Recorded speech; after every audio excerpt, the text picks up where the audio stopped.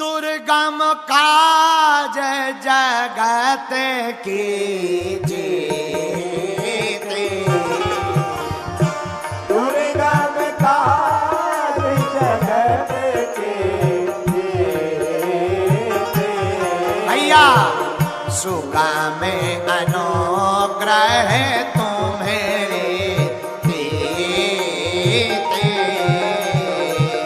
सुगम अनुग्रह तुम्हारे देते। श्री राम जय राम, श्री राम जय राम, जय जय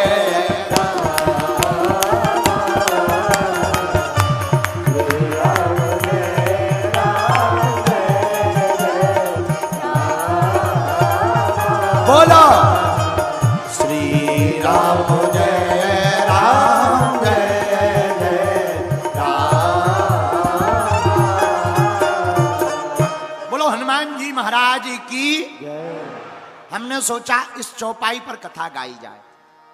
धन्य भाग हम लोगों के जो भगवान की कथा सुनने का सौभाग्य मिल रहा, सबको नहीं मिलता है।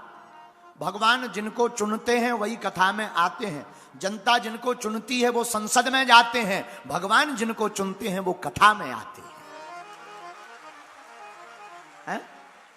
भगवान ने चुना, हम सब लोग कथा सुन रहे, और इसके निमित्त मात्र यजमान हमारे संदीप जी अग्रवाल, दिलीप जी और मुकेश जी अग्रवाल, मुन्ना जी अग्रवाल, इन सब ने मिलकर के, पूरे परिवार ने मिलकर के कवर्धा जिला में भी सनातन धर्म का झंडा लहरा दिया है। बोलो सीताराम। धन्य है यह परिवार, सब लोगों को मिलाकर। और यह नगरी कोई साधारण नहीं है, श्री कबीर बाबा के नाम की नगरी है। इसका नाम ही है कबीर धाम। क्या नाम है? कबीर धाम तीर्थ। क्योंकि श्री कबीर बाबा के परम प्रिय शिष्य श्री धर्मदास के वंशजों की यह नगरी है। और इतना ही नहीं, यह कबीर धाम कवर्धा साधारण नहीं, कबीर पंथी तो हैं ही हैं, सतनामी पंथी भी यहां विराजमान हैं, जो परम पूज्य संत श्री गुरु घासीदास जी महाराज, उनकी कृपा पात्र की परंपरा को अनवरत आगे बढ़ाने वाले यहां पर विराजमान हैं। और पूरा समाज और कवर्धा जिला वर्तमान समय में धर्म विरोधियों द्वारा सनातनीय हिंदुओं को चुप करवाने के लिए प्रयत्न किए जा रहे। ऐसे दुर्गम समय में हनुमान कथा हो रही है। चिंता मत करो, अब कवर्धा जिला वालों उनकी ठटरी भरेगी। अब हनुमान जी आ गए, सब सुगम हो जाएगा। देखो अयोध्या में राम जी आए, आए कि नहीं आए? अयोध्या में राम जी आए। हम पिछली साल आए थे छत्तीसगढ़ 2023 में, अब आए 2024 में। साल बदल गया, छत्तीसगढ़ का हाल बदल गया। हम देखो किसी पार्टी के सपोर्टर नहीं हैं, पर जो राम के हैं उनके हैं। और हमें ये कहते हुए बिल्कुल भी संकोच नहीं है। हमारे प्रिय शिष्य श्री विष्णुदेव साय जी बहुत ही लगन के साथ, विजय शर्मा जी और अरुण जी, तीनों ने आकर के हमको मिले अभी रायपुर में और बोले गुरुजी अब आप कहो क्या कहना। हमने कहा बस यही कहना है, धर्म विरोधियों को अब ठिकाने लगाना चाहिए। एक ही बात कहना, प्रदेश का विकास हो, छत्तीसगढ़ में खुशहाली हो, और जो धर्म के विरोधी, मानवता के विरोधी हैं, उन मानवता के विरोधियों पर बहुत कड़ी कार्रवाई करनी चाहिए, ताकि लौटकर उनकी पीढ़ियां सनातनीय हिंदुओं की तरफ आंख उठा करके ना देखें। बोलो सीताराम। इसीलिए हनुमान जी की कथा जरूरी है। क्यों? दुर्गम काज जगत के जेते और सुगम अनुग्रह। हनुमान जी महाराज सुगम करने वाले हैं। क्या? सब कुछ। दुनिया में जितने काज दुर्गम हो उनको सुगम बनाना हो तो एक काम करना, पूछो क्या?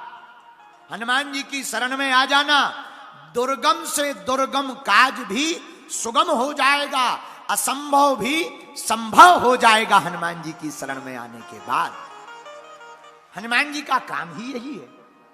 अच्छा, क्या ये संभव है? असंभव क्या है जरा ये बताइए। दुनिया में असंभव कुछ भी नहीं है।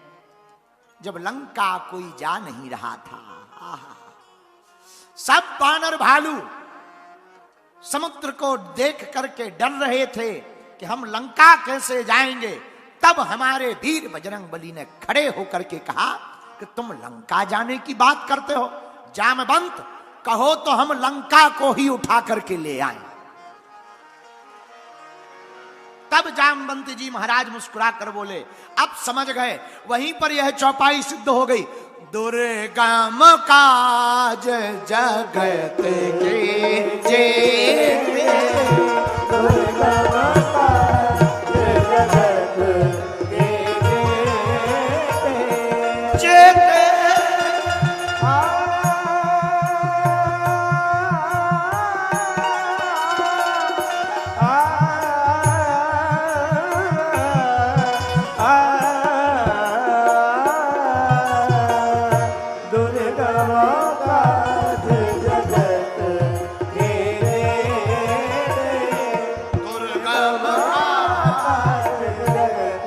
के जेते और हनुमान जी की पूजा करने से, हनुमान जी के दर्शन करने से सुकाम अनुग्रह तुम्हें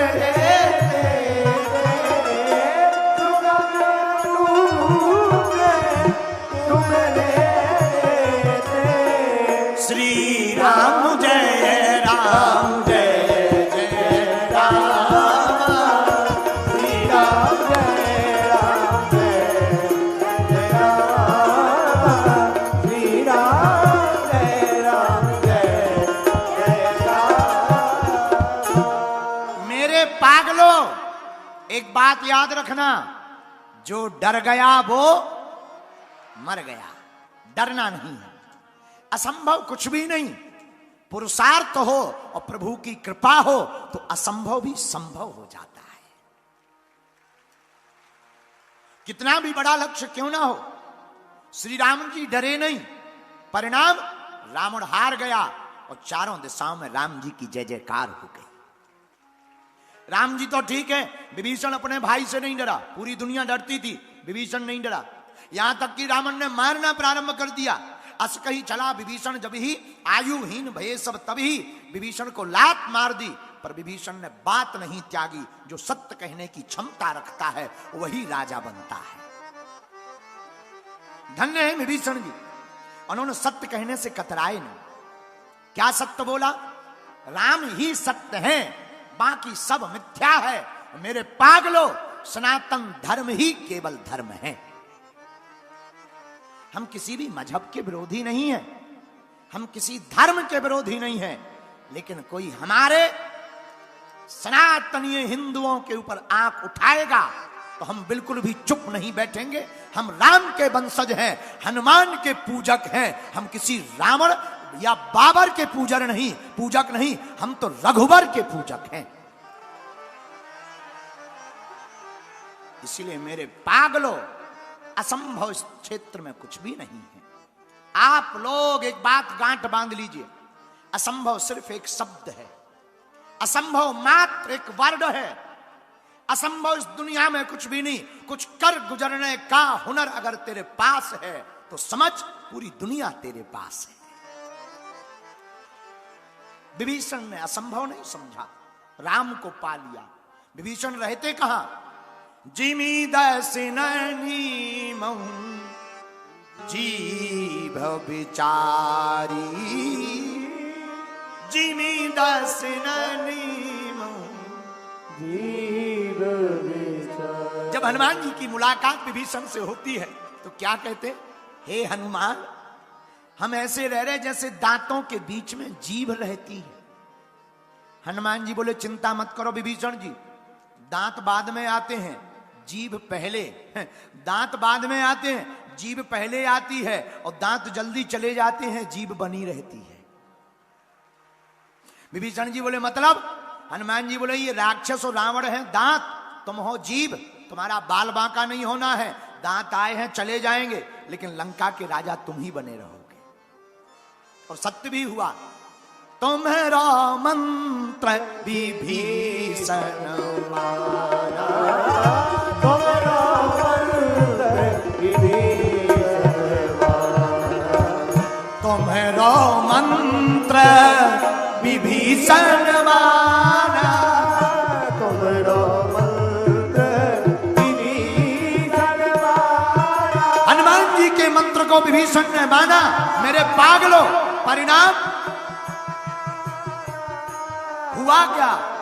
लंकेश्वर भय सब जग जाना, लंकेश्वर भय सब जग जाना, लंकेश्वर भय सब जग जाना, लंकेश्वर भय सब जग जाना, लंकेश्वर भय सब जग जाना, लंकेश्वर भय सब जग जाना, लंकेश्वर भय सब जग जाना, लंकेश्वर भय सब जग जाना।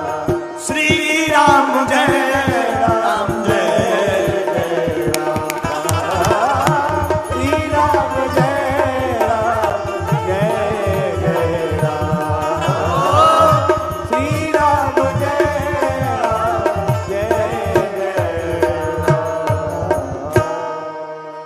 हनुमान जी के मंत्र को विभीषण ने माना, लंका के राजा बने।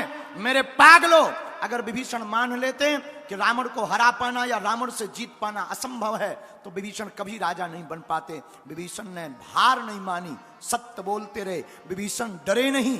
परिणाम, विभीषण राजा बने, रावण का विनाश हुआ। वही हम तुमसे कहना चाहते, तुम्हारी जिंदगी में बुरा समय हो या कुछ भी तुम्हें असंभव दिखाई पड़ रहा हो, चाहे तुम्हारा लक्ष्य हो, चाहे भगवान को पाना हो, मेरे प्रिय जनों, तुम निकल जाओ, हट पकड़ लो, तब तक रुको नहीं जब तक तुम्हें मंजिल प्राप्त ना हो जाए। याद रखना, एक दिन ऐसा आएगा, मंजिल हो या परमात्मा हो, दोनों को मिलना ही पड़ेगा। कोई तुम्हें रोक नहीं सकता। सिर्फ रोक सकता तुम्हारी कमजोरी, रोक सकता तुम्हारा भागना।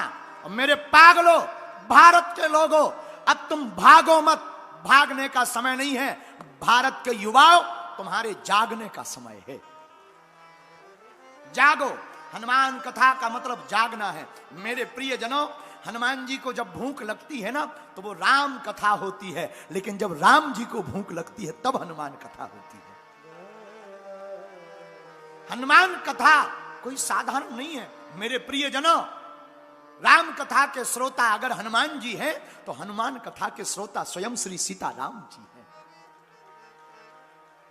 ये कोई साधारण नहीं, जामवंत द्वारा कही गई कथा हनुमान कथा है। और हम लोगों ने हनुमान चालीसा को चुना। कौन सा चालीसा? जो यह पढ़े क्या होगा? हो ही सिद्धि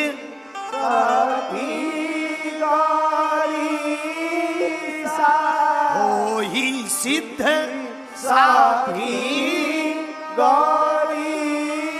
जो भी हनुमान चालीसा पढ़ेगा, गाएगा, सुनेगा, हनुमान चालीसा की कथा सुनेगा, कथा का चौपाई कह रही, मेरे प्रियजनों, मेरे पागलों और छत्तीसगढ़ के लोगों, चौपाई कह रही है उसे सिद्धि अवश्य प्राप्त होगी। इसके साक्षी भगवान स्वयं शंकर हैं। उसी की चौपाई हमने ली। दुर्गम काज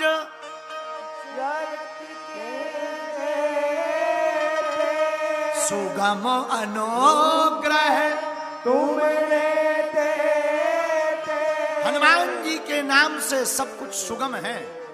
लेकिन याद रखना, सुगम केवल हनुमान चालीसा पढ़ने से नहीं होगा, पुरुषार्थ और प्रभु की कृपा दोनों जरूरी है। लेकिन एक बात और, बहुत से लोग कहते केवल पुरुषार्थ करो, कृपा की क्या जरूरत? पुरुषार्थ करके तुम मंजिल तो पा सकते हो, लेकिन रावण बन जाओगे। अभिमान आ जाएगा। और अगर पुरुषार्थ और कृपा दोनों तुम्हारे जीवन में रहेगी तो अभिमान नहीं, तुम्हारे घर भगवान आ जाएगा। बोलो सीताराम, जोर से बोलो, और जोर से बोलो। इसीलिए असंभव कुछ भी हमको याद आता है, समझाने के लिए बोलना चाहिए। हम आपको समझाने के लिए बोल रहे हैं। दुनिया का महान वैज्ञानिक हुए अल्बर्ट आइंस्टीन, महान वैज्ञानिक। उनके बारे में कथा कही जाती, बहुप्रचलित। उस वैज्ञानिक के बारे में एक बहुत ही अद्भुत बात बोली जाती कि जब वो बालक 8-9 साल का था, महान वैज्ञानिक आइंस्टीन पढ़ने जाता था, तो एक दिन टीचर ने एक चिट्ठी लिख करके दी, ये अपनी मां को देना। वो अपनी मां के पास चिट्ठी लेकर के आया, मां को दिखाया। मां ने चिट्ठी देखी तो मां की आंख भर आई आंसू से। तो उस वैज्ञानिक ने पूछा कि मां क्या बात है, तू रो क्यों रही है और तुम्हारी आंखों में आंसू क्यों? तो मां ने कहा, बेटा तुम्हारे स्कूल वालों ने कहा है कि तुम्हारा बेटा बड़ा होनहार है, बहुत तेज दिमाग का है, बहुत बुद्धि का तेज है, इसीलिए स्कूल वालों ने कहा कि मैं तुम्हारे बेटे को पढ़ा नहीं सकता क्योंकि ये बहुत तेज दिमाग का है, इसको घर पर पढ़ाओ। इसीलिए बेटा मेरी आंख इसलिए भर आई कि मैं कितनी भाग्यशाली हूं कि इतना महान बेटा मैंने पाया। अब कल से तेरा स्कूल जाना बंद, कल से मैं तुझे पढ़ाऊंगी। रोज मां शिक्षा देने लगी और वह महान वैज्ञानिक अल्बर्ट आइंस्टाइन बना। और जब मां मर गई, उसने नया मकान खरीदा और मकान में जब सामान रखने लगा तो सामान रखते हुए उसे एक कागज मुड़ा हुआ मिला, वही चिट्ठी मिली जो उसकी टीचर ने दी थी। उसने वो कागज खोला और जैसे ही वो कागज पढ़ा तो उसकी जमीन खिसक गई। उस कागज में लिखा था, तुम्हारा बेटा महामंद बुद्धि का, बहुत ही कामचोर, बहुत ही पागल टाइप का साइको है। इस बालक के लिए हमारे स्कूल में कोई जगह नहीं है, ये और बच्चों का भविष्य खराब कर देगा, कृपा करके कल से इसको स्कूल मत भेजना। लेकिन मां के एक वाक्य ने उस मंद बुद्धि के बालक को महान वैज्ञानिक बना दिया। एक वाक्य ने उस मंद बुद्धि के बालक को महान बना दिया। मेरे प्रियजनों, मेरे पागलों, हम तुमसे हाथ जोड़ करके कहते हैं, तुम्हारी जिंदगी में कुछ भी असंभव होना तब घबराना नहीं, हमारे बजरंग बली की शरण में आ जाना, तुम्हारा असंभव सब कुछ संभव हो जाएगा। क्यों? हनुमान जी सब कुछ संभव करने वाले हैं। सुगम अनुग्रह तुम्हारे देते, सुगम अनुग्रह तुम्हारे देते, हाँ सुगम अनुग्रह तुम्हारे देते, सुगम अनुग्रह तुम्हारे देते। श्री राम जय राम जय जय राम, श्री राम जय राम जय जय राम, श्री राम जय राम जय जय राम, श्री राम जय जय राम, श्री राम जय राम जय जय राम, श्री राम जय राम जय जय राम, हाँ श्री राम जय राम जय जय राम। अच्छा, अब प्रश्न उठता है, महाराज जी आपके हनुमान जी क्या क्या संभव कर देते हैं, क्या क्या सुगम बना देते हैं? तो सुनो, पहला, हनुमान जी दुर्गम को सुगम कर देते, असंभव को संभव कर देते, रोगी को निरोगी कर देते। क्या ऐसा प्रमाण हुआ? हाँ, किसी को बीमारी लगी, हाँ हाँ हाँ, बीमारी भी लगी और दवा भी दी। किसको? अरे जरा लक्ष्मण जी से ही कर लो। लाए सजीवनी लखन लाए श्री रघुवीर। हरसियो लाए। हनुमान जी तीसरा काम, अच्छा ऐसा ही नहीं, नासे रोग, हरे सब पीरा। मतलब सिद्ध हो गया कि हनुमान जी रोग को भी मिटाने में सामर्थ्यवान है, ये भी सुगम कर देते हैं। किसी को लाइलाज बीमारी हो जाए, बालक मंदबुद्धि का हो, मंदबुद्धि से याद आया, उपाय है क्या? 5 मंगलवार हनुमान जी के चरणों का जल, स्नान किया हुआ जल अपने बालक को पिला करके देख लीजिए और हनुमान चालीसा का पाठ सुना कर देख लीजिए, आपके बालक की बुद्धि में फर्क ना पड़ने लगे तो कहना ये हनुमान जी से संभव है।